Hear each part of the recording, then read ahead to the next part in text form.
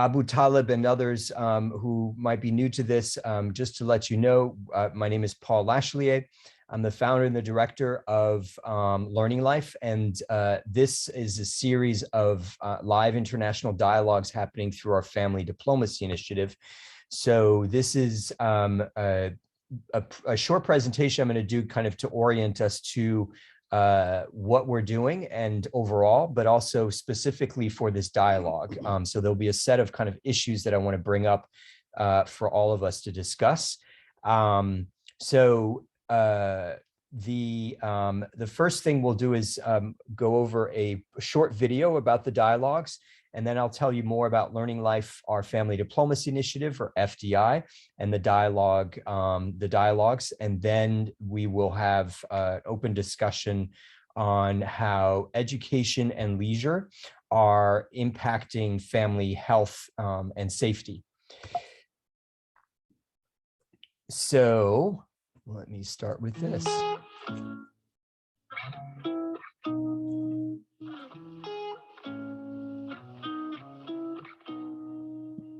The Family Diplomacy Initiative is a long-term effort to empower families to become involved in international decision-making.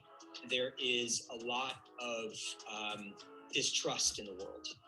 And if we are to, in the long term, look to overcome that violence and distrust that exists between peoples in the world, we have to find common ground between people. And one of the most important common grounds we have is family. Where the nutritional foods in India are quite cheaper than all the fast foods that we are importing from foreign countries, from other countries. So this is a kind of infusion, of cultural infusion. We can take it as neo-colonialism. Give you money in relation of how many children you have. So the poor people are having more and more children in order to have more and more money, and the consequence you have is that we have a lot of poor children in our country. Every day I see the new cases from the domestic violence, early marriage, forced marriage, and everything like that. My kids came from different places. Some came with medication, family histories that you wouldn't want to listen to because they would be so upsetting. But my whole goal has been to grow out of your constrictions. Like the idea of I learned a lot. I learned from even this family diplomacy right from the time when I was following it from the Facebook. It has changed and transformed my life as a refugee. I'm able to learn. So thank you. Children from Nigeria. Hi, we are from Mexico. Marcy, I'm from Brazil.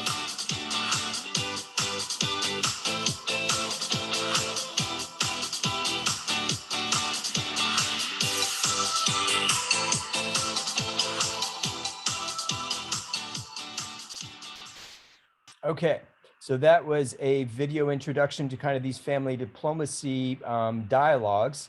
I'm going to share with you, whoops, that's the a little bit of information of kind of background about Learning Life.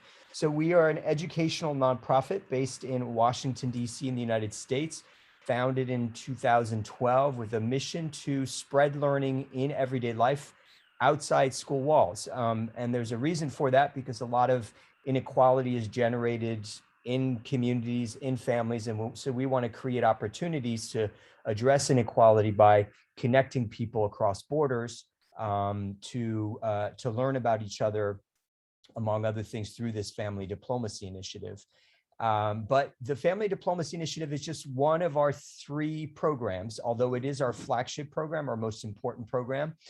We also have an international mentoring program and democracy dinners. But I'm going to focus here, because this is the Family Diplomacy Initiative, on what the Family Diplomacy Initiative is. It is an effort in the long term to try to create a more caring world by getting the voices of families heard more in international affairs. And what we envision is that we have in every family 2 or more family diplomats who can speak to the needs, concerns, and and the aspirations of their families wherever they are in the world, and to those of others like them. So our goals are not only to create more caring, capable, and connected global citizens, but to also empower families to have a voice in government, business, and nonprofits at local to international levels. So we do this in a couple of ways. One is that we connect and learn via the Facebook group that we have. If you're not part of the Facebook group, Maddie, if you could post into the Zoom chat, the Facebook, the link to the Facebook group. I encourage you to join that group, because that's the way you're going to find out about what's going on with our dialogues. And then we also have these live international dialogues. We've done, this is the 6th and final dialogue of this year, and they're intended to be interactive. So most of this dialogue is going to be composed of you all talking to each other and learning from each other. The 2021 dialogues are these. So they're all 1.5 hours. So we will be together for just an hour and a half, and that will go by pretty quickly as we're talking to each other. The overarching question is, what do families worldwide need to be safe and healthy? And we have had here at each dialogue a different focus. And the focus for today's dialogue is education and leisure. So let me give you a little bit of background here, because I think that this will help you to think about the various ways in which to talk about and think about, and for you guys to share your experiences and your opinions or your perspectives. So I'm going to give you a set of things to think about to kind of structure and give you some food for thought for the dialogue. First of all, when you think of health and safety, don't just think in physical terms, think also of mental and social health. And by social health, it means how well you get along within, among your family members.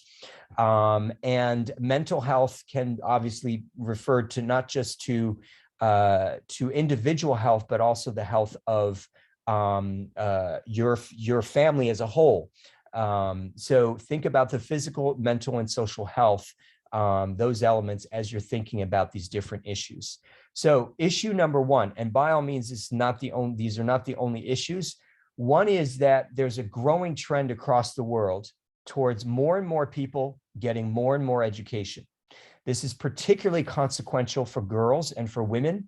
There's an argument that it is leading to better health in families. It's not just an argument, there's a lot of evidence for this, leading to better health in families and in communities, because girls and women who are more educated invest more, have fewer children, and invest more in their communities. They're more capable of investing in their communities because they have more skills and knowledge, and in their families. The second issue is out of school and non-formal education. And so here there's a trend towards more learning opportunities that are happening, especially online. So more and more people across the world have cell phones, at least, if not also laptop computers, et cetera. And they're therefore able to access all kinds of educational opportunities. Some of you might have know about Khan Academy. Khan Academy is just one example of a lot of other kind of free or low cost kind of learning opportunities. More and more people are getting these online digital learning certificates, badges, et cetera, and so forth. I think my niece Shauna, you've done at least one of those. And then there are these massive open online courses, or MOOCs, as you might have heard of. These are courses often done through universities. They're open to everybody. Anybody in the world can join them, and they can hear from professors, sometimes from prestigious universities like Yale and Oxford and Cambridge, et cetera, and so forth. So what impact do those things, the question is, have on family health? The third issue is family practices, right? So there are a variety of things that families do or don't do together. That includes spending holidays together. That includes whether or not you have meals together on a weekly or a daily basis, and whether or not that's actually binding your family or actually making things worse among family members. A lot of families watch or play sports together. More often, I think, watch than play together. A lot of families also watch TV together. There are a lot of families participate in religious practices. One of the concerns, I'll give you an example with regards to television and the use increasingly of digital media, is that more and more people are sitting down for long periods of time and not moving their bodies. And in the process, they are becoming less healthy physically. So that's one issue and that you might consider, but it's also bringing people together like us through the internet to talk to each other and to talk to people you've never met that are coming from different parts of the world. So that's an arguably a positive development that's having a positive influence on family life. So consider all of those kind of family practices, your own families and other families in your community. Number 4 is gaming.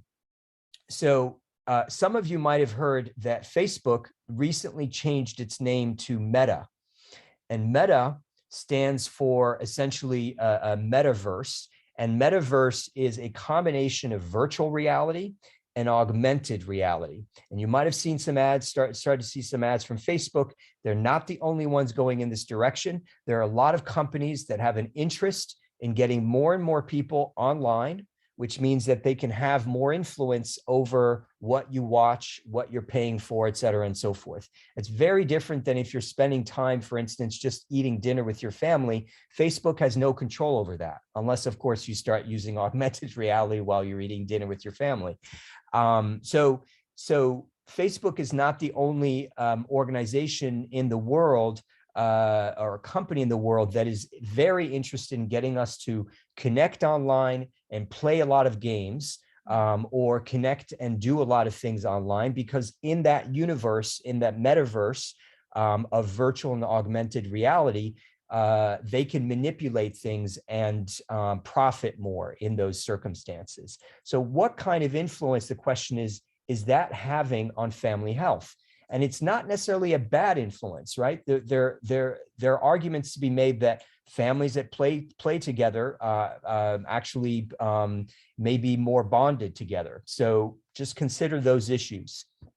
Lastly, cell phones and social media. So more and more people across the world have cell phones, and that is connecting them to the internet and accordingly connecting them to this massive world where more and more people are spending time online in virtual or in an augmented reality. And so the question is, how is that impacting family health, right? So more and more people, especially young people, are connected. Is that undermining family bonds, or is that actually creating more opportunity for families to stay connected if they're far apart? So consider it with regards to your own family and with regards to other families that you know of. So lastly, before we move into conversation, one is we are video recording and photographing this dialogue, so you should just be aware of that. So you may want to cough, make sure that your hair looks good, because I will be asking early on when I open up this dialogue that we will take some screenshots of all of us. 2 is that we are using the Zoom chat. We highly encourage you to use the Zoom chat to introduce yourself. So when you introduce yourself, don't just give your name, but also your city and your country. Very important to tell us where you're coming from. And then also keep yourself muted. So if you don't have yourself on mute, please put yourself on mute while others are talking so that there's no kind of interference with sound. Of course, be respectful, even when you disagree. And the whole point of this, after all, we're called Learning Life, is for you to learn from others rather than win an argument. So the whole point here is for us to seek to understand rather than just argue with each other. Okay, I think I'm done. So I am going to end this slideshow, stop the sharing, and open things up to conversation. So let me see here. And we do have some people who are joining and actually have some contributions that they are going to be making on particular topics. But I wanted to, before we get to those, see if anybody want to start the conversation. And if you can actually use your use the electronic hand signal, like I just did, because that helps to for me to know who wants to participate.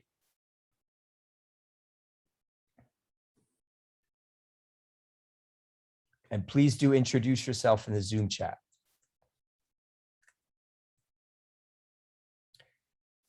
If nobody wants to start things off, I'm going to actually have Marvin. Yes, Marvin start, because Marvin is going to tell us a little bit about his family, who is from China, and about mahjong, which you might have heard of, and he's got maybe other things to talk about. Go ahead, Marvin. Hello, everyone. This is Marvin. I'd like to share one of the family activity we do at home. You can consider it as a kind of board game, but if you search for mahjong, M-A-H-J-O-N-G, you will see what it's like. It is like 136 little tiles with Chinese characters on them. So it's a very popular Chinese board game for families. What I want to share is how it affects our family health. So from our family, we play, like my father's side, they play mahjong traditionally at their home. I remember when I was born, we were living with my father's family. There was a big family. Like he had 2 brothers and 2 sisters. We all lived together, and many of them were married. So we had a big house, and every day, like after lunch or after dinner, a family member will. It's a four people's game or board game. I don't call it game. Maybe some. It also needs lots of thinking. So what I want to say is you have to, if you want to play mahjong, sometimes people sit down to play mahjong for hours. Okay, first I would like to share some positive impact of playing mahjong. Number one, Paul mentioned earlier, since it's a family game, people play mahjong together, they build better bond, they build better relationship through playing mahjong, spend more time together, they chat with each other, have a good way of communicating with each other. The second good impact was help the younger children learn Chinese characters. Even before I was 3 years old, I was able to tell all the characters on the mahjong tiles. There are many characters on there. So it's a way of learning Chinese characters. Also, there is a big culture behind the mahjong. There's some Chinese philosophy, some stories behind all those tiles. So it's also a way of learning Chinese culture and history. The third good impact is on the older people. Since you have to think a lot to play mahjong well. Like my grandma, my father's mom, she is 94 years old now. She still plays mahjong. Because she can still play mahjong well, that means she doesn't have dementia because she has to think a lot while she was playing. So it's a good way for older people to keep their mind, keep their brain work. Because it's a very popular game in China for older people too. So, and last one for playing mahjong, it's a very festive thing too. Nowadays, because all the younger generation, we have our own individual home. We don't really see each other very often during the regular year. We only see each other during Chinese New Year Day. All the family will get together. We will have some good dinner. And also one of the most important things to do is playing mahjong. So it's also a good way to celebrate our family traditions, celebrate Chinese New Year. So that's some good impact of playing mahjong. However, because some of the family members are really interested in playing mahjong, or I would say addicted to playing mahjong, some of them will play mahjong like over 10 hours every day. My cousin, my father's younger brother's family, both the husband and the wife, they love to play mahjong. Even before this, they were married, when they were dating, They play mahjong lots all through their life. They are like in their 60s now, just being playing mahjong. They have lots of health problems because they have been sitting so long all their life. They have some health issues because of playing mahjong. Also, what I would say is not really just a health problem caused by mahjong. It's also they neglected their children because of they playing mahjong too much. I know my younger cousin, he told me, okay, I have to tell you this story. When I was 5 years old, my younger cousin was 2 years old. We were able to play mahjong with my grandma.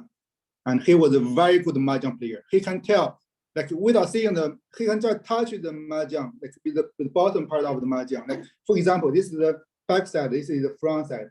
When he touches the mahjong, without seeing, he knows what the character is. So he himself is a very good mahjong player from a younger age. He was super smart, but he refused to play mahjong all his life because he have seen his parents playing mahjong so much, and he didn't feel quite much care and love from his parents. Like many times he doesn't want to stay with his parents. He knows his parents will play mahjong all day long. He just want to come to our family, stay with us. So that's I think another negative impact of mahjong on their children because they have been too addicted to mahjong. Is there anybody else who plays games as a family and can speak to this? Well, because it sounds like to some extent there's an addictive component to this. Yeah, I'm just wondering if there are others who have families or know of families that play games together a lot. Can I just add one more thing? Yeah, go ahead, Martin. Mahjong can also be a way of gambling. People, will gamble money on it. The reason why my cousin's parents play mahjong a lot because they oftentimes can win a lot of money from that. Right. It's not because they love each other and they want to spend time together. It's because it's a good way to make money. So others,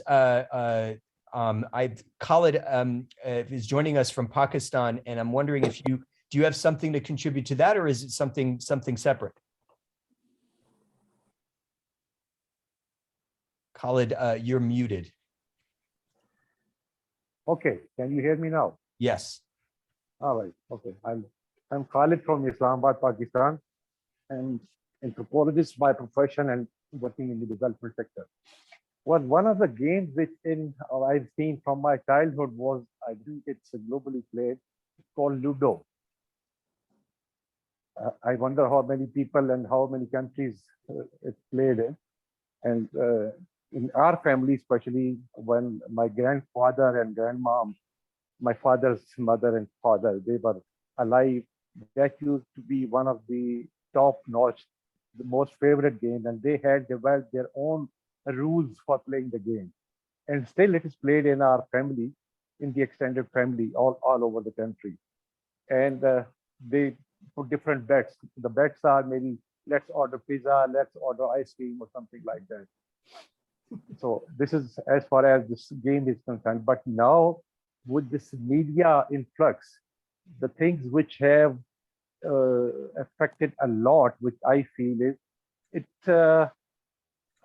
has weakened the relationship between the nucleus family, and it has improved the relationship with the extended family. Like now we are sitting here in this, I would call this as an extended family. Now we have a relation all over the world. It has become more like a global village, a global home, I would call.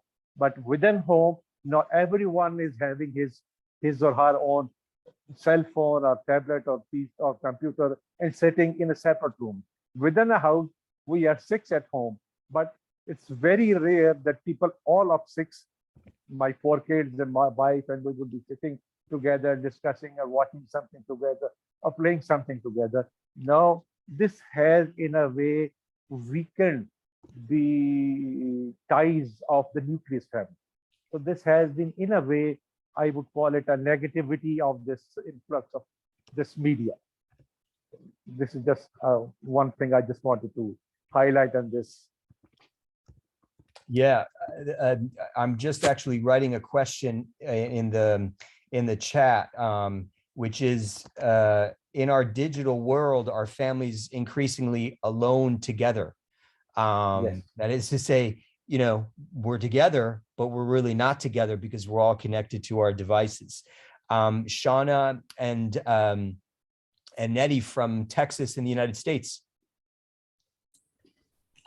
So I don't know how frequently you were asking, but I know that for Christmas, all of us in the family like to play games and have a good time, and it's really fun. And it's actually one of the things that I look forward to throughout the year. It's like one of my biggest things, and it's less of a board game, more of like video games. But when I was younger, my first ever console was a PlayStation 2, and I used to play that with my dad, and that's one of my favorite memories. I really like doing that a lot. And I know that my dad and my mom will play like Scrabble together. Well, not together. Well, I guess, yeah, together, because they would be facing each other and they'd be trying to get the best scores. And it would just be funny to see their banter afterwards or like during their game when they're like waiting for each other's turn.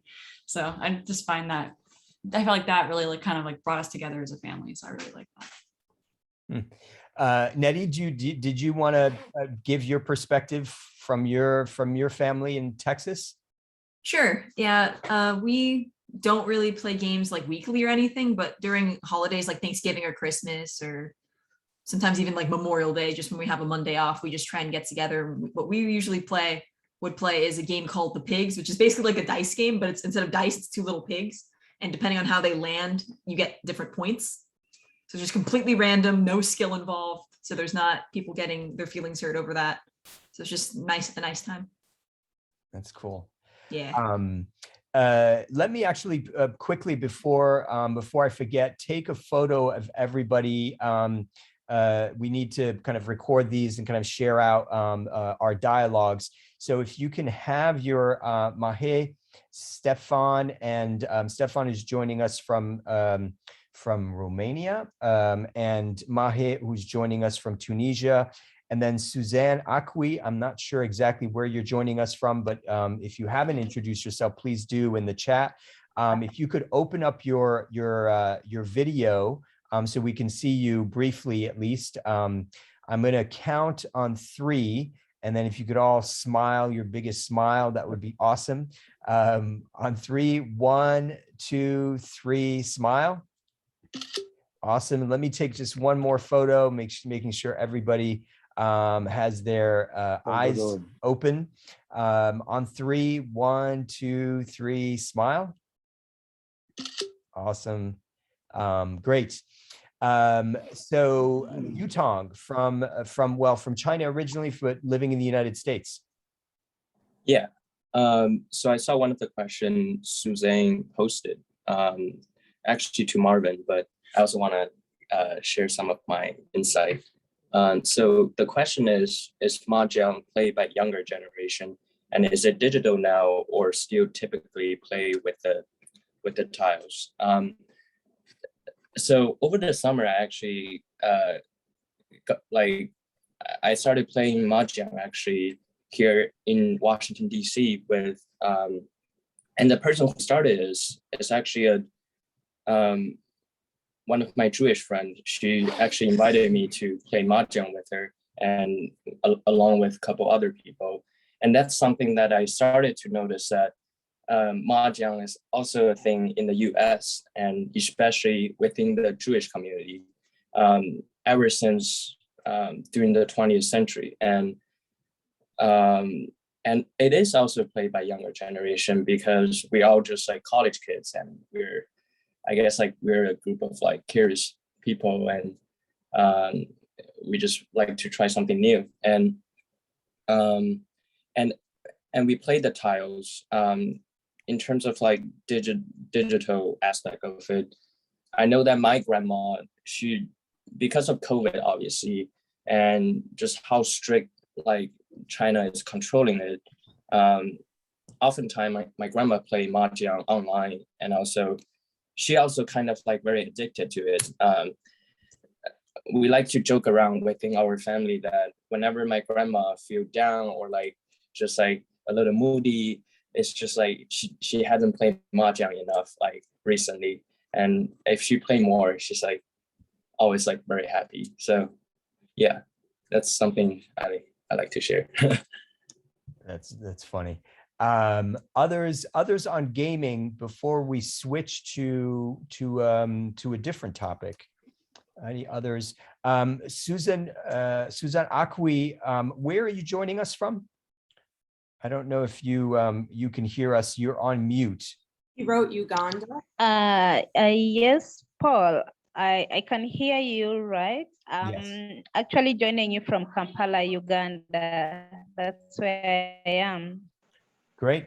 Do you have a perspective on well, game playing or other things with regards to education and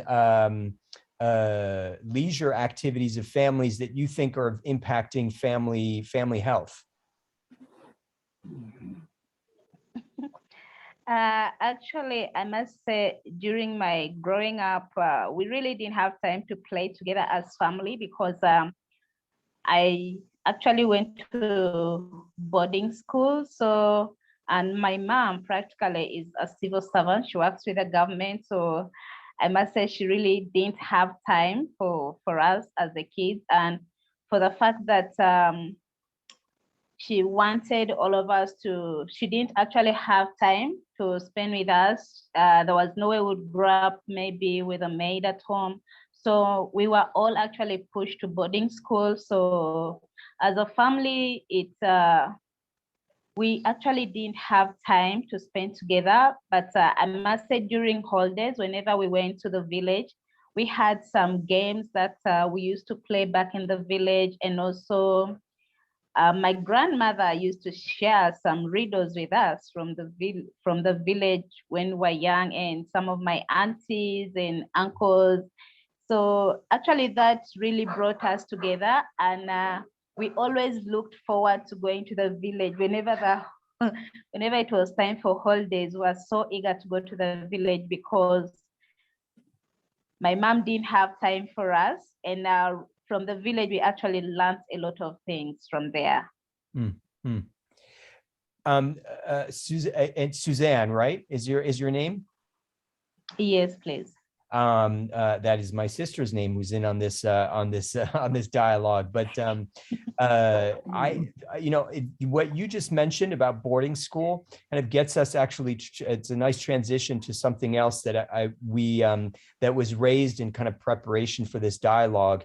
Yutong, I don't know if you want to share your experience. So a number of people, and a growing number of people, so not only are more and more people across the world getting more and more education, which has big impacts on family health, as I mentioned, but also more and more people are traveling abroad and getting education in other countries, and that is impacting family life, right? And so I'm wondering, Suzanne, if you can speak to that. Like, it sounds like you went to boarding school, and I'm wondering if that boarding school was away from your family and how that impacted your family life. And then afterwards, if you can speak to that.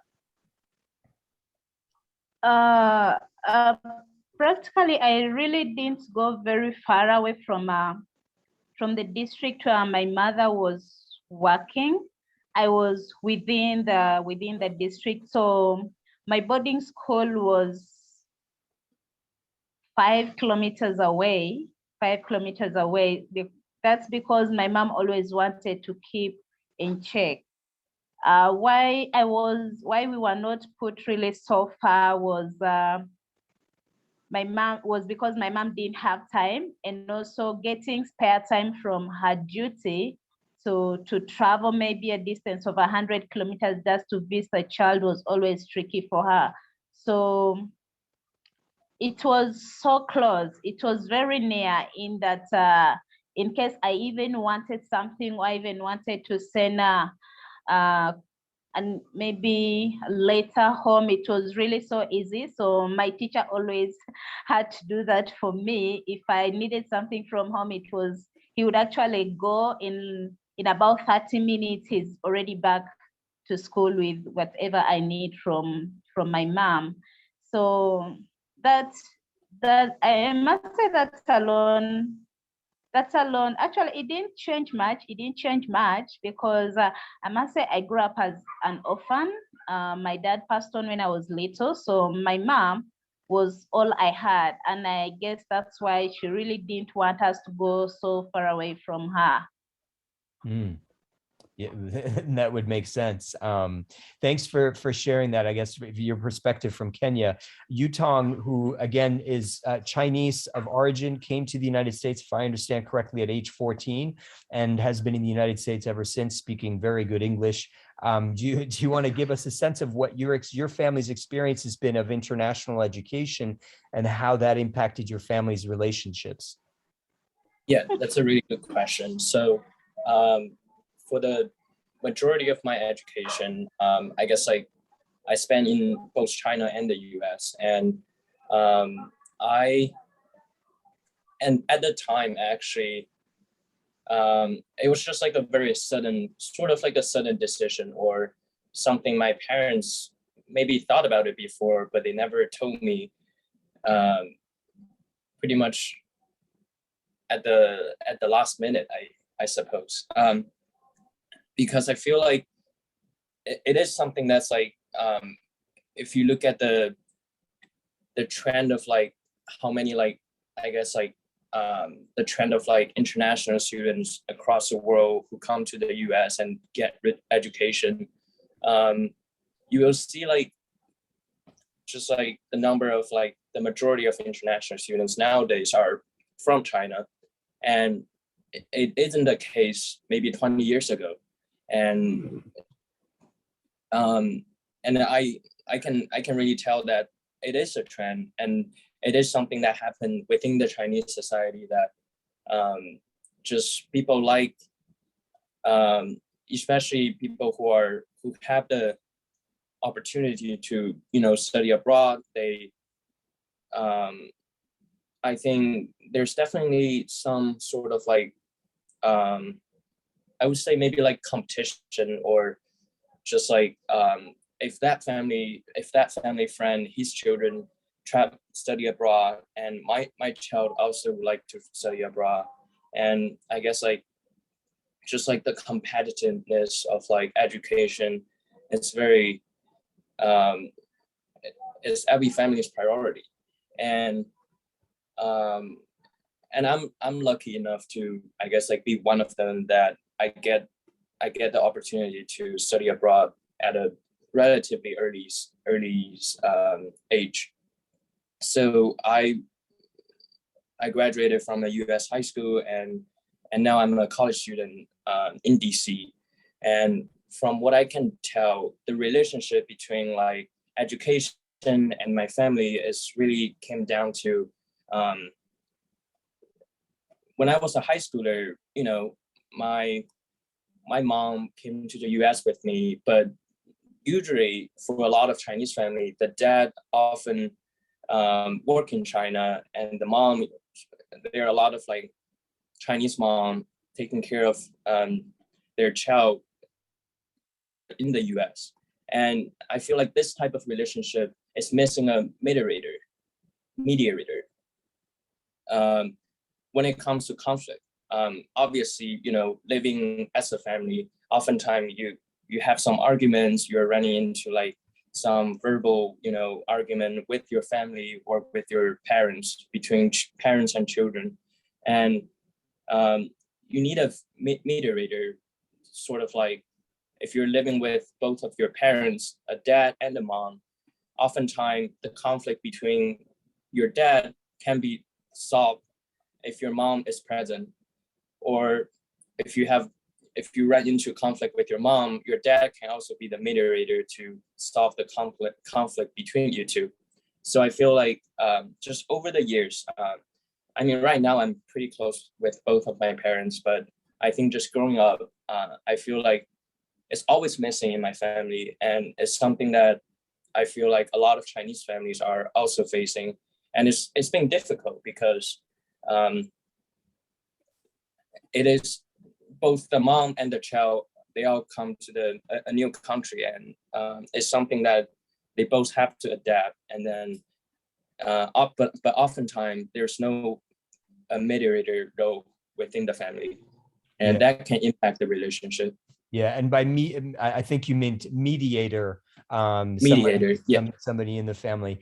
Yeah, Stefan Sibian is joining us from Romania, and I'm wondering if he's if you can hear us, because Stefan is actually part of a small community that has lost a lot of people to more kind of economically vibrant activity in other parts of the world, it seems. I don't know if that's the best way to characterize it, Stefan, but you've thought a lot about how this kind of diaspora has impacted communities, but I'm wondering if you can speak to how it has impacted families as well, that you have this kind of these families that are spread all over the world. And yeah, if you could speak to that and just tell us a little bit about you and where you're from. Hello, Paul, and hello, everyone. Thank you very much, Paul, for the question.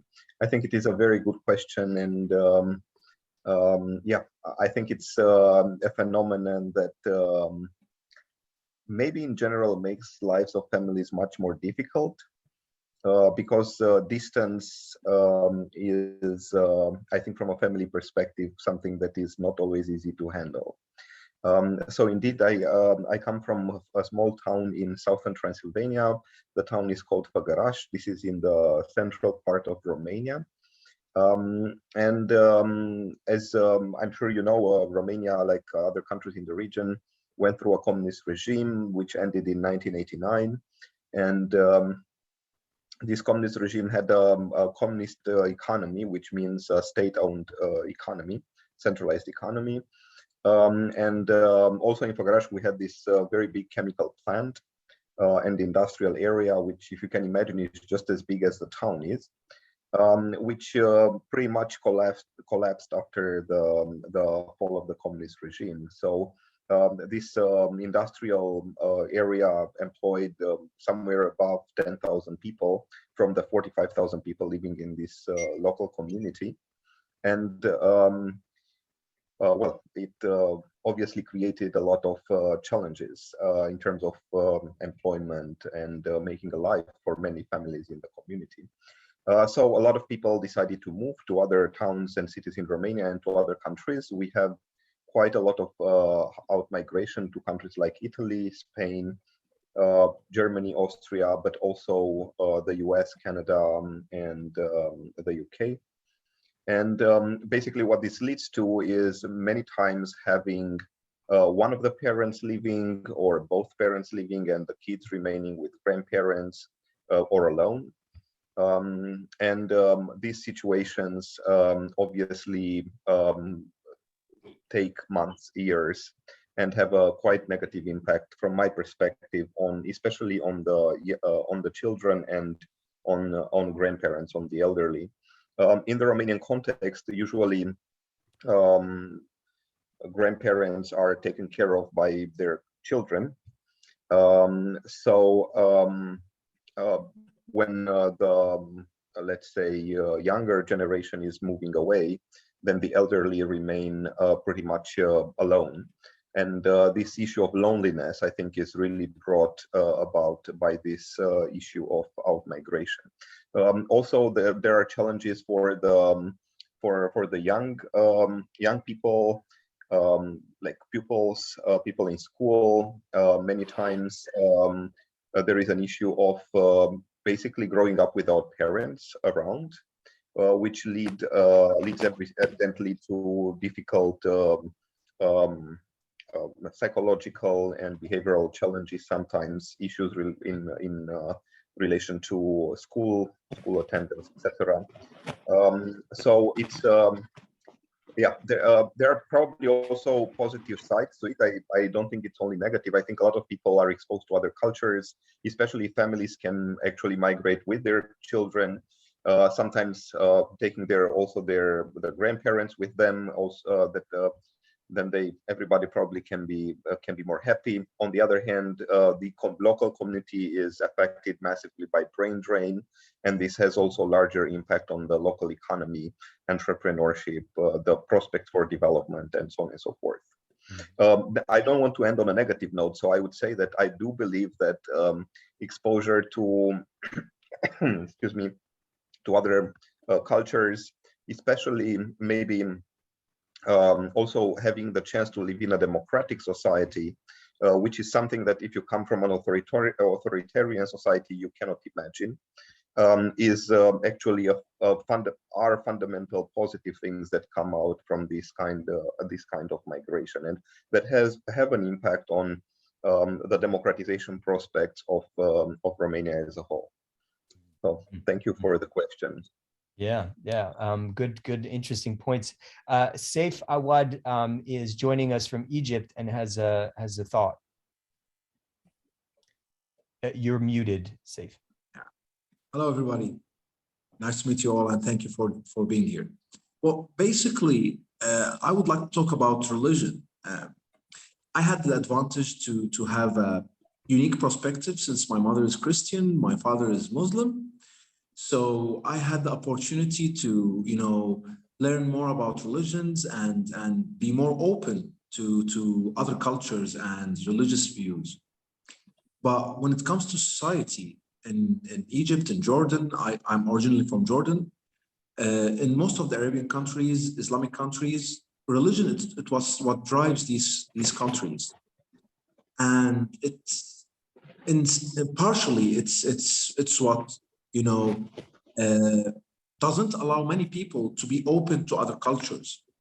There are so many problems I face by my own, many problems in terms of meeting other people, talking to other people, because religion is everything. Like it's what makes the constitution of these countries. It defines right and wrong, regardless of the other community's perspective.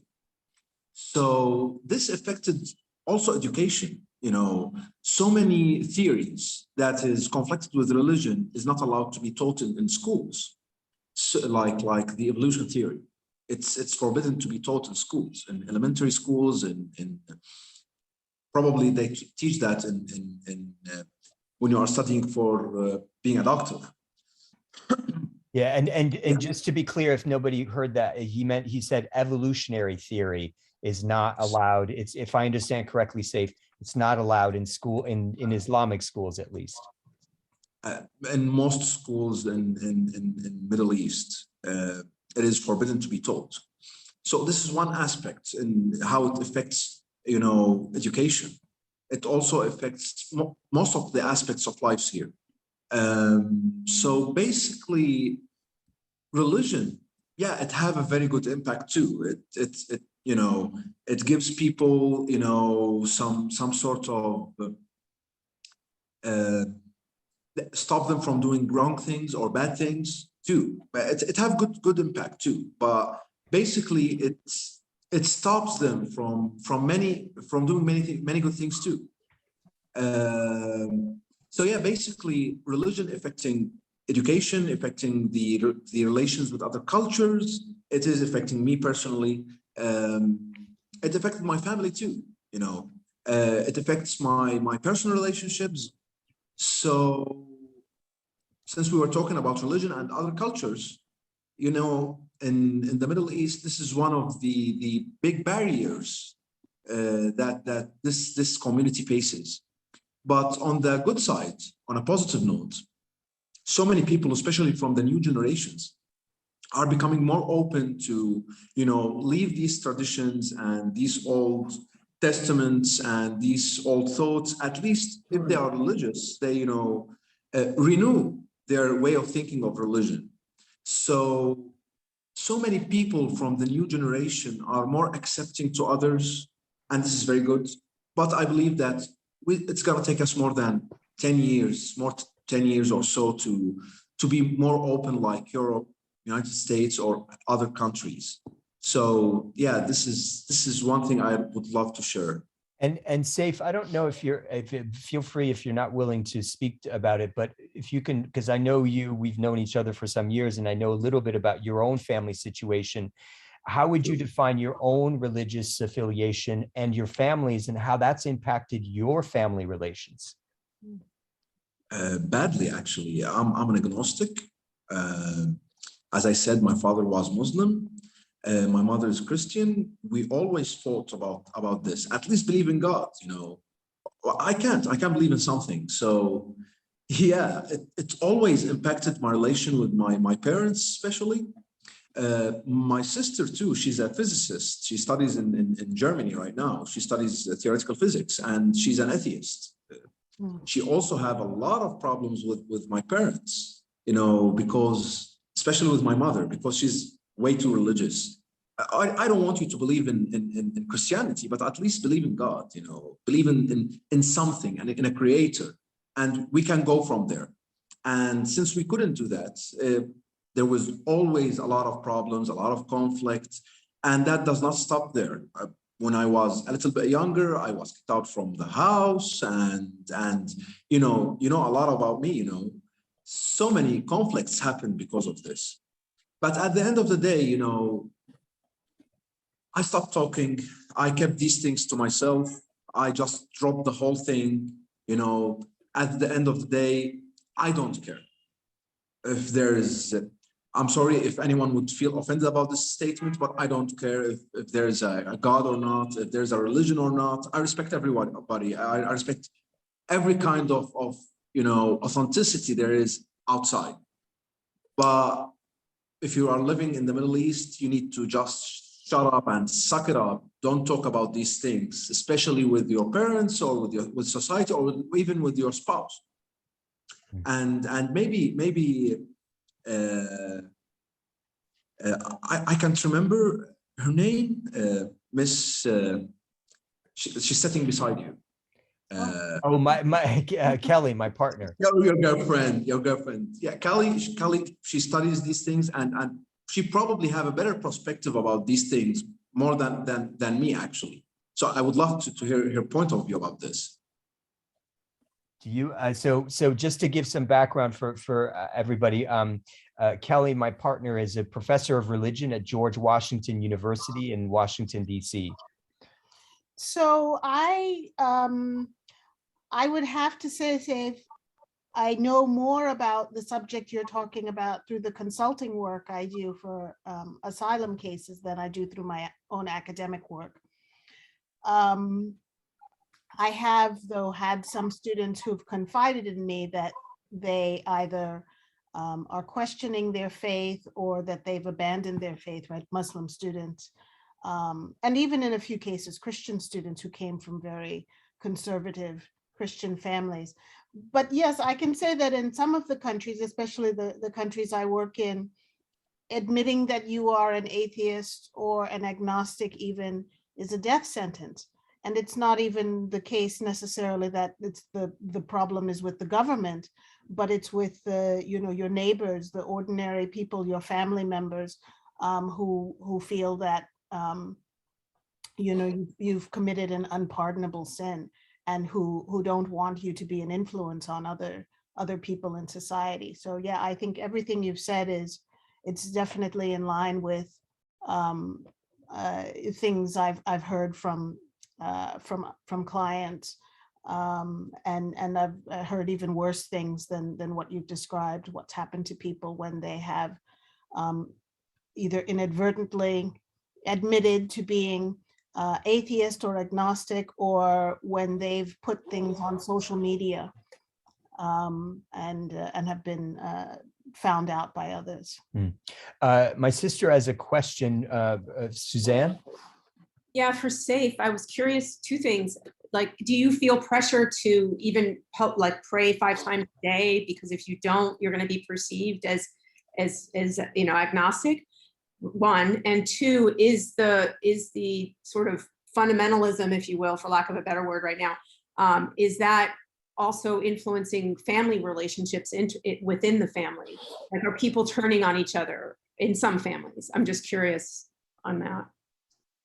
Okay, yeah. To be honest, if you are not part of the herd, everybody prays, or most people pray. Let me give you an example. So if I want to get married, things are not like the usual thing in Europe and the United States. Usually you need to go to the parents and ask permission, even to meet their girl. And the first thing you will be asked, do you pray? Do you fast in Ramadan? These are more important than what is what did you study, or how much knowledge do you have? If you pray, then yeah, let's talk about this. And if you don't, then no, we want someone religious. Yes, you will be excluded from so many things if you don't at least act that you are a religious person, or at least believe. You will be discredited for just being, not only being atheist or agnostic, for thinking in a different way. If you said, okay, we can talk about this subject in a different way, then you are different. This is not allowed. This is not okay with us. Do not say that. So yeah, to answer your first question, yes, you have to pray, or at least act that you are part of the society. And not only regarding religion, it's regarding mostly everything, traditions too. What was your second question, if I may? Sorry, whether the families you've seen or heard about what families turning on each other, because I could see where there's within a family people who are very believing and then others who aren't. And it sounds like it's the government's involved in imposing it. So do families turn on each other in some way in that regard? I just was curious. Okay, so basically governments, I'll give an example on Jordan. Governments doesn't have a death sentence for people who change their religion, but they do not protect you. They do not protect you. And the sentence, yes, the sentence for someone who killed, someone who changed his religion or her religion is not that crucial, it does not stop people from hurting others, If I understand your question correctly, yes, there is a lot of disputes in families, especially if people decided to change their religion or to believe in something else. From a religious point of view, if you are married and you changed your religion, then you are automatically divorced. This is the religious aspect. So you can imagine if two spouses, one of them just decided to change their religion or admitted that they don't believe in God or whatever. So it creates a lot of dispute. I have a lot of friends who've been kicked out from their houses just for being an atheist or agnostics. It does affect every aspect of the family just to, think differently, and especially in regarding to religion. I hope that I answered this question correctly. I'd like to add one thing, just sort of by way of. Go ahead quickly. To this, yes, just quickly. I know that at least in some countries like Pakistan, there are some support groups online now.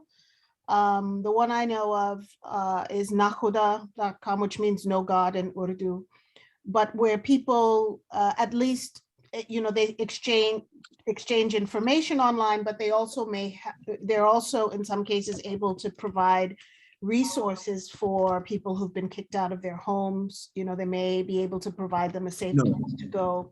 But most of the people who belong to these groups have to be anonymous. They cannot give their names, or any indication of where they're living, because the danger, the risk is so yes, high. It is extremely dangerous. I used to be in one of these groups a few years back. It is extremely dangerous for these people to be part of these kind of groups. Also, they are hunted from the government because they are trying to tell people to become atheists. This is how they put it in perspective. Like they spread atheism or agnosticism. So this is not allowed. You are not allowed any Islamic country to talk to other religion. If I'm Christian and I went to a Muslim person and I told him, come on, join my religion, this is not allowed. This is totally not allowed. Let me bring some other voices into this to give some international perspective on things. So Rachel, one of our interns here in the eastern side of the United States in Virginia, has a somewhat milder perspective in the sense that, there's no death threatened, but nonetheless, I think a perspective worth sharing here. Rachel, go ahead. And you're on mute. Okay. Hello, I'm Rachel. And yeah, the story that you told about, living in your countryside, that's, a very, much different than how it is in America. But I think a lot of people face similar things, but it's less from, a larger crowd and more personal between like family members. So for me, I grew up in a Christian household. Both my parents are Christian. And, I have a younger brother, and every Sunday they make us go to church. And a lot of it was kind of forced onto us. And, when we were younger, we didn't really care as much. But as we got older, we got a little annoyed with it. And, we kind of dreaded going to church because it just, for us, it felt like, we'd rather be at home, and we didn't enjoy it as much as they did. And now that I'm at college and my brother is, he's older as well, we both have kind of, agree that we're not really very religious anymore. And it's kind of hard because a lot of times, at home, my family, depending on who I'm talking with, some family members are very Christian. They'll constantly talk about, religion and stuff like that. And we kind of have to pretend like we, agree, even though we might not really. And it's kind of difficult because I have talked to my mom about this, and she is still convinced that I am a Christian, even though I personally wouldn't necessarily call myself one. But it almost kind of, I'm not necessarily afraid of being punished or them being angry with me. It's more so I'm afraid that they're disappointed and sad, which, isn't as much on the line, but it still, makes it kind of uncomfortable in those situations. And I think a lot of it is a generational thing as well. I think over the years, a lot of, definitely in America, where people are exposed to different religions and people are exposed to the thought of, no religion at all. As time goes on, I think generations are becoming less and less religious. And I think I'm seeing that, within my own family as well. There is generally a trend towards more, with this kind of rise in educational levels, come more and more people who question education, question religion, and whether or not to participate in religion. So that's a global phenomenon, right? There are large numbers of people getting more education. Formal religion, right? There are more people engaging in spirituality, perhaps, and less in kind of institutionalized religion. Let's hear some perspectives. So we've got, I'm wondering actually if Sammy, I don't know if you're listening to us, he's joining us from Pakistan, but it would be great to hear from you if you're willing to speak to that, because I think you had an opinion on this. Sammy, are you listening? Are you with us? Yes, sir. I'm listening to you. Yeah. Do you want to offer your perspective from Pakistan on religion and family?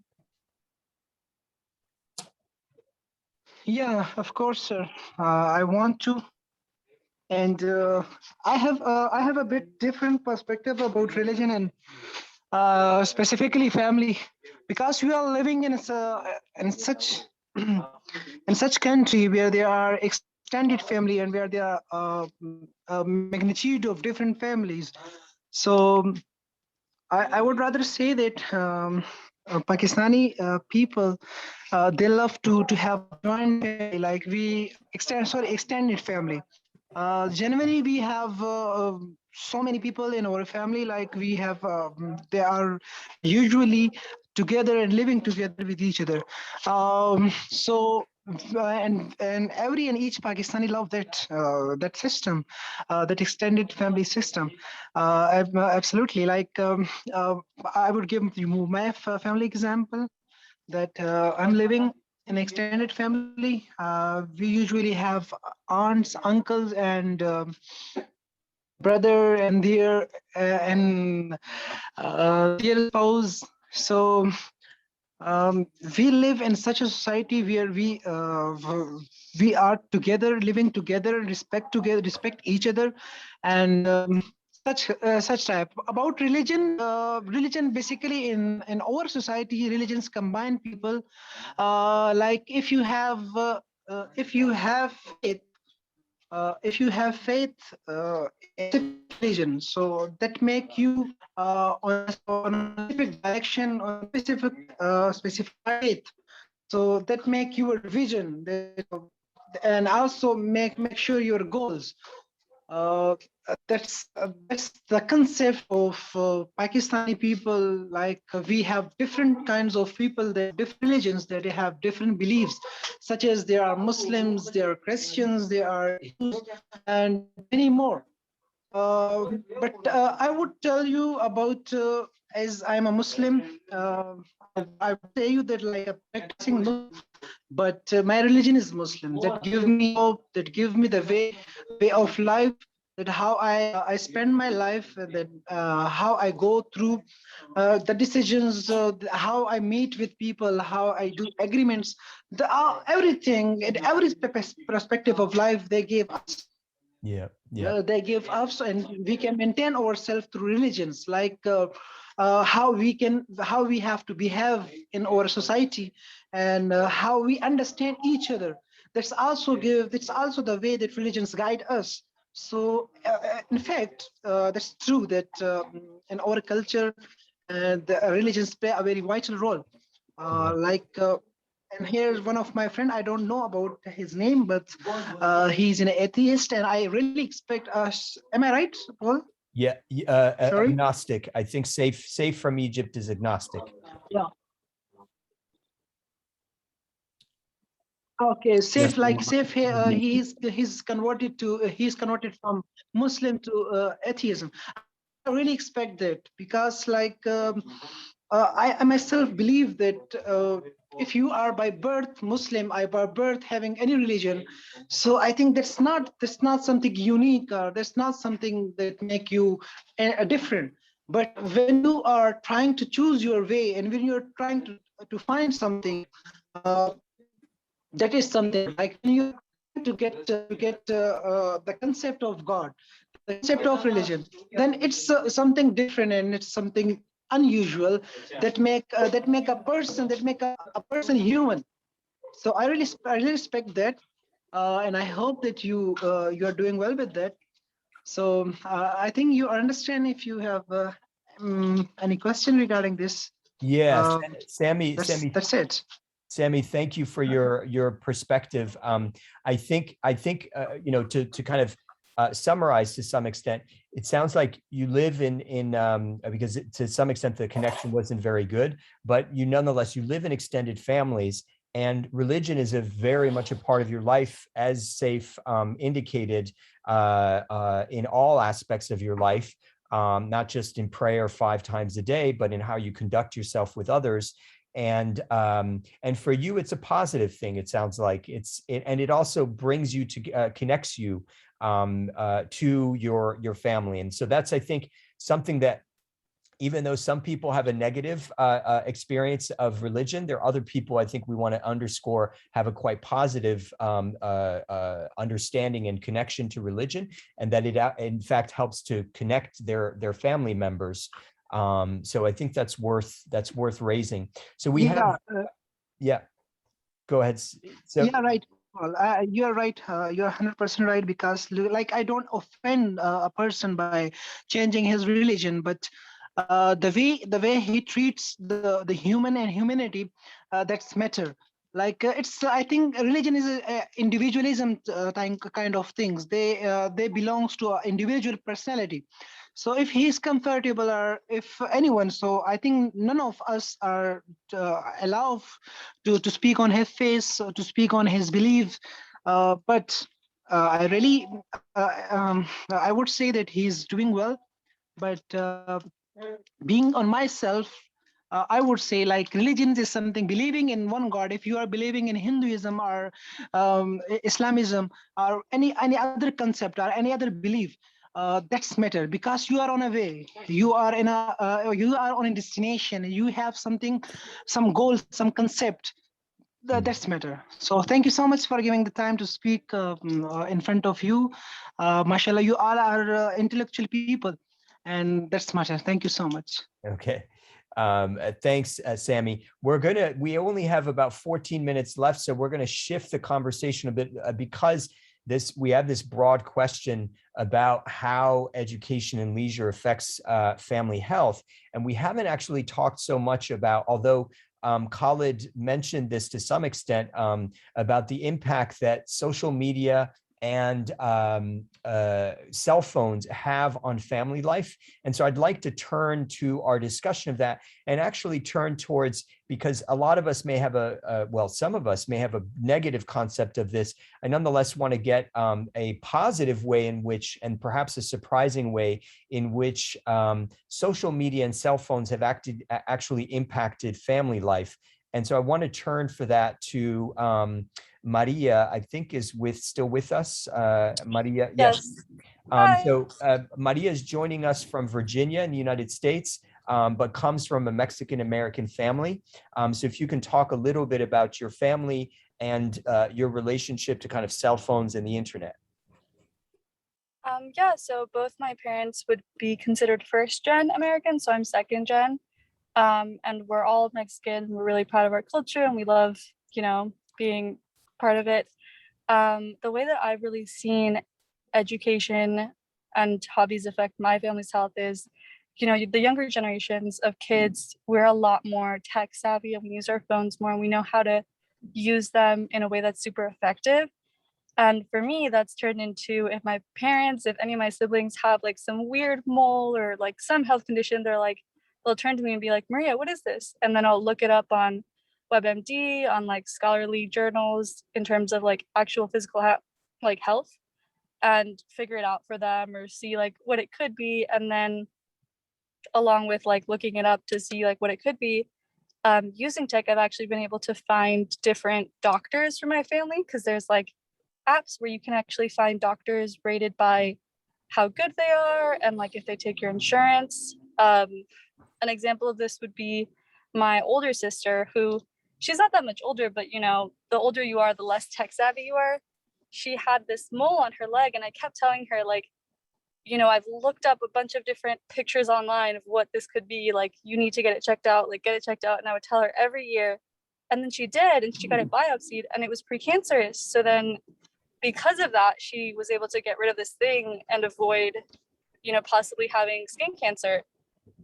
So that's just a way that I think is positive in terms of how like the younger generations can use tech to really help out and like guide the older generations to provide more information because we know how to find the information that is like reputable, and then also provide resources to the people in our families. Yeah, that's great because I think thanks Maria for that, because I do think that it's important to kind of consider sometimes surprising ways in which social media and cell phones have actually had a positive impact on family life. Obviously, it's also keeping families together, as Khalid pointed out from Pakistan, that extended families are able to keep in touch with each other. Or I'll give you an example. In our family, we have a Facebook group of just family members, and I hear more from my niece Shauna and from my other niece Olivia than I would ever if we just stuck to in-person and phone calls. So there's a heck of a lot more communication that happens in our family because we have cell phones and the internet. But others who want to speak to either the darker side or the positive side of social media and cell phones in your own family or other families like yours. And I'm particularly interested in hearing from those of you we haven't heard from as yet. So Dr. Rashmi in India, or Light Goodman, I don't know exactly where you're coming from, or Sridev in Nepal. It would be great to hear from you guys. And it looks like, and then, so let's go with Chirunim that's joining us from Nigeria. And then Light Goodman, who's joining us from, I don't know where, but if you have, by the way, please introduce yourselves if you have not already in the Zoom chat. Tell us what your name and what your city and your country is, and whatever else you'd like to tell us, because that's one way in which we can learn about who you are. And then by all means, contribute to the Zoom chat to your thoughts if you're not able to express them because we have limited time. Chirunim from Nigeria. Okay, hi everyone. I go to Chironi, reading out Nigeria. I really must say a lot of thanks to Dr. Paul for the opportunity to speak. So, Chirunim, you may want to turn off your video while you're speaking so that it improves the sound, because the sound, you're kind of muffled. We don't hear you very well. Is it better now? Yeah, it's a little better now. Okay, so what I want to say is that, you know, in this age of social media and faster communication, it really has a lot of negative impact on the family too, because you know, children most times depend so much on the internet that they forget their domestic duties. And sometimes you see people wake up in the morning and the first thing they do is to go online to Facebook or check their WhatsApp. And they, in that situation, they are yet to like sweep their rooms, for example. They're yet to brush their teeth. They're yet to have breakfast, all of that, but they're already online messaging and texting, you know. So these kind of things affect families too, because it takes your life away from where you are. Understand? You can't look at the bigger picture without first looking at where you're standing. You get, so yeah, it really has some negative impacts on family too. Yeah. Chirunim, thank you for that. I think I really like the way you you phrased it, in part by saying it takes your life away from where you are. That's an interesting kind of turn of phrase to kind of express how it is. There's this growing, as Facebook calls it, metaverse of virtual and augmented reality. And a lot of us are addicted to it. I know that I personally, just as soon as I get up, the first thing I do is I connect to my phone and I start engaging with people in different parts of the world. So yeah, a very good point.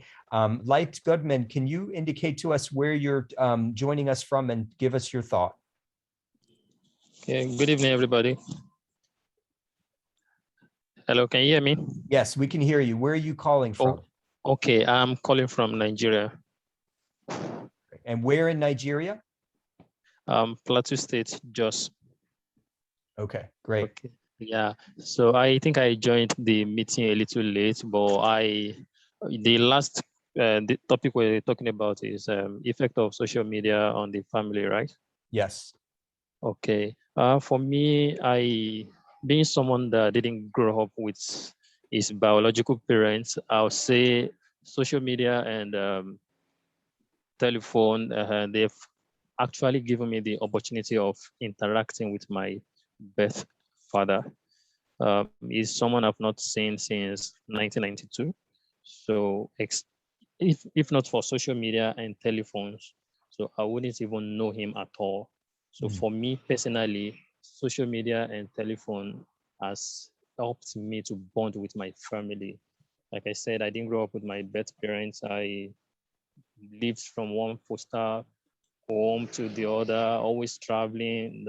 So the only thing that has brought me close to my family, my immediate family and my extended family at large, is social media and telephones. So for me, it's a positive development for me.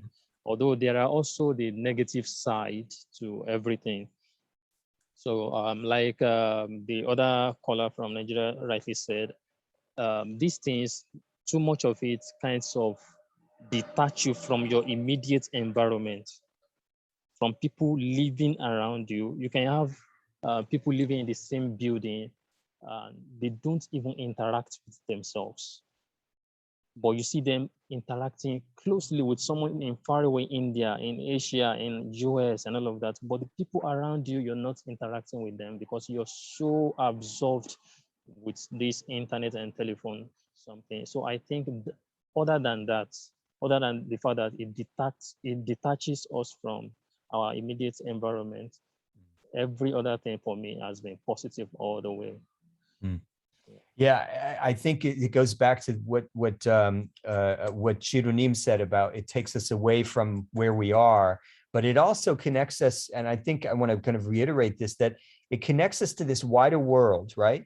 Where companies have more control over, the companies like Facebook have more control over what we do and how we interact, and they're able to make more money that way, right? If you're just playing mahjong with your family in person at home, those companies have less control over what you're able to do and how they can kind of engage you in what they're doing and so on. So it's, what's important here is that there are large companies across the world that have an interest and that are shaping us to move and want us to, in fact, to become addicted to this online thing. It's not to say it's all negative, right? Because there are some positives.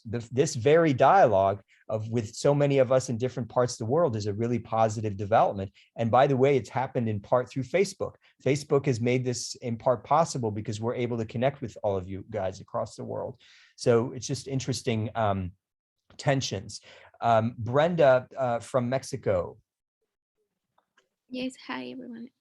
I have a comment related to social media, but also about how youth is changing the mentality here in Mexico and using social media to do it. So here in Mexico, youth who are passionate about a specific topic are forming collectives or social groups that offer knowledge and different type of support that perhaps in families or previous generations could not be found. So these new generations of youth is using social media to impact families. For example, in universities, there are some feminist groups that provide virtual conferences and information on education with a gender perspective, sexual education, different types of violence against women, etc. So if these topics are not coming in families to talk about, young people have access to this very, very important information through the conference offered by these groups. And this has a really good impact on families because young people are like leading these topics and also encouraged to talk about this with their parents and change many perspectives. For example, in my case, several times me and my sister, we have talked with our parents about why some expressions here in Mexico offend the position of the women. And I think that's having a really important change in the mentality of people. Also, for example, they also give these collectives give different type of support to families. For example, unfortunately here in Mexico we have a serious problem of femicides and violence against women, but the youth are awake and informed, and we are not longer willing to keep quiet about the situation. So some university feminist collectives meet and carry out massive marches and protests against the government for not giving an effective response to all cases of disappearance and murder. All these protests are organized by social media, by WhatsApp groups, Facebook groups. So it's really important media to connect with another girls. I think it's a really important fact because they serve as a support to all those mothers, all those sisters, friends who have not found justice, and in these collective groups can find the support. For example, when a woman disappears here in my community, her information begins to circulate through our WhatsApp groups, and we promote her information in order to find more probabilities to find her. No, so it's a really important. I think that it's a really important way to connect and try to support and help the ones that need our help and that the government can't or is not enough to give it. These groups are generally easy to find online. Join them and build a network of contacts. So also in these, for example, Facebook or WhatsApp groups, some girls that have some specific questions because they are suffering violence for their fathers or from their boyfriends, they post something like, hey, I need some help because my boyfriend is, I don't know, like just saying something against me, or he started like circulating some photos that I didn't want to. And we try to support her and give some legal like support in order that she knows exactly how to proceed and how, well, what she needs to do.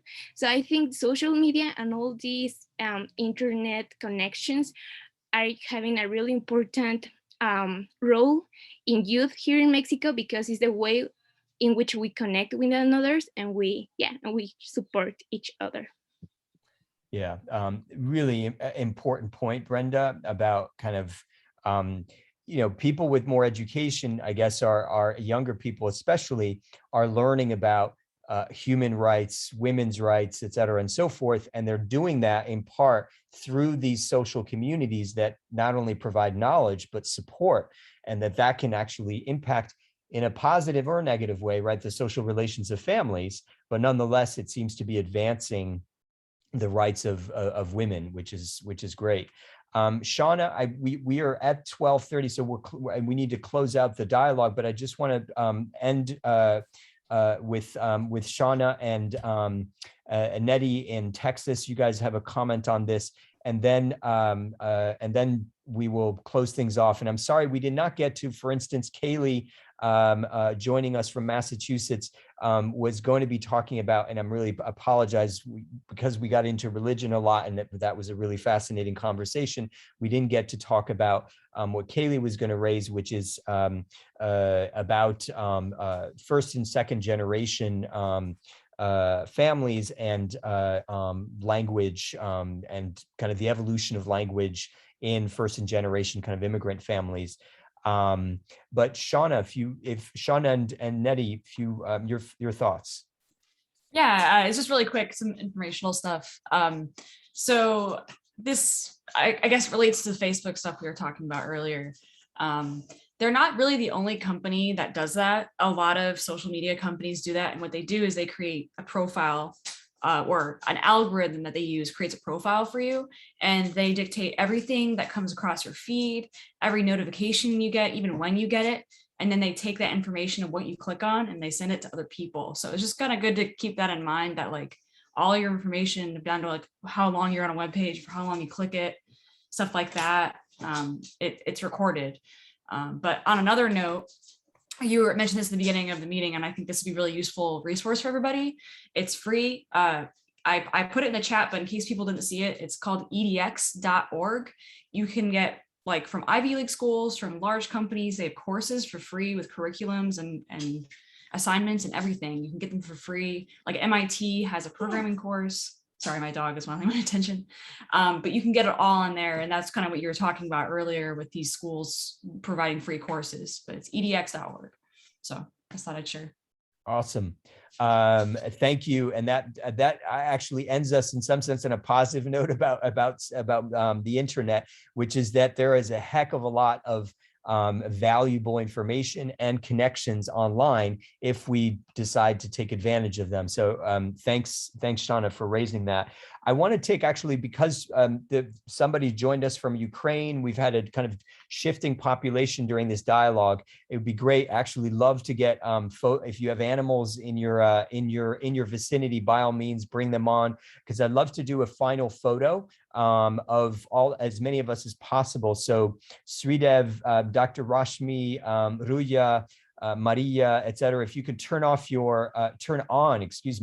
your photos or your video for just a moment so that we can take a final photo of all of us. I'm going to count on 3. So Suzanne Akwi from Kenya, if you're joining us, and this person from Ukraine whose name I'm not exactly sure how to pronounce.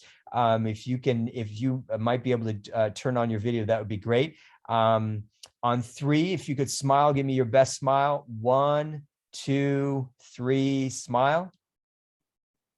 Awesome. Let me do that one more time, just in case some of you had your eyes closed. On 3, 1, 2, 3, smile. Awesome. Wonderful. So this was the last of 6 dialogues that we had with Learning Life this year. For those of you who joined us for one or more of the dialogues, I hope you enjoyed them.